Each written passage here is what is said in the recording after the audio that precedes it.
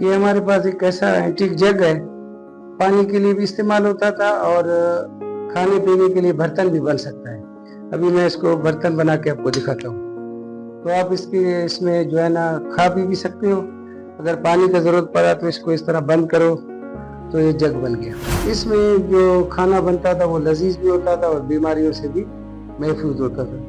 तो आजकल इनका रवाज खत्म हो गया, इसको हमने महफूज किया हुआ है।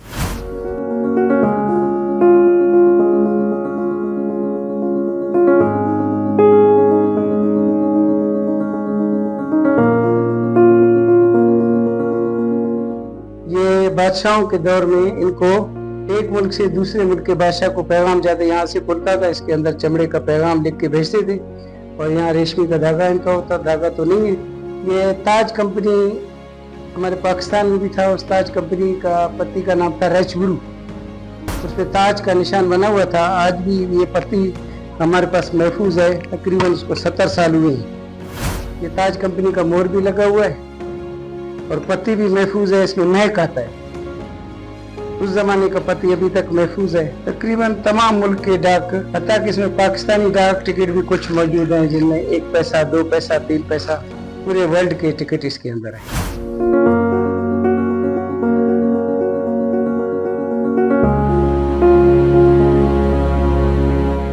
आप इसको रखेंगे तो ये कमरे को रोशन करेगा। इतना लाइट हो सकता है जो आप हर चीज को देख के और पहचान सकते हो। ये वो बुत है जो रोशनी देता है।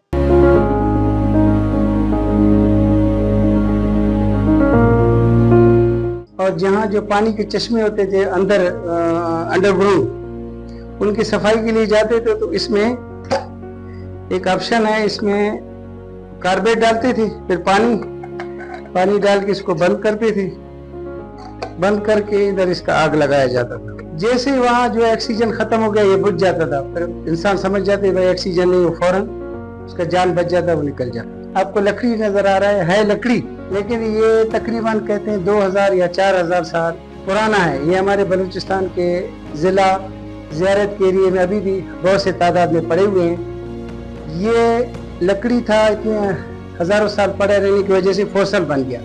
अभी ये पत्थर बन गया, बिल्कुल पत्थर के जैसे इसका वजन है।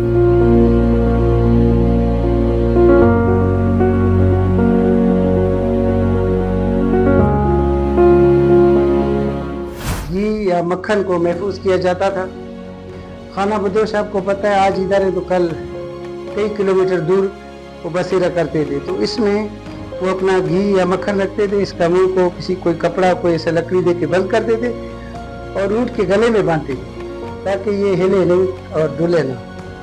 तो इसको घी वाला कनस्तर कहते हैं।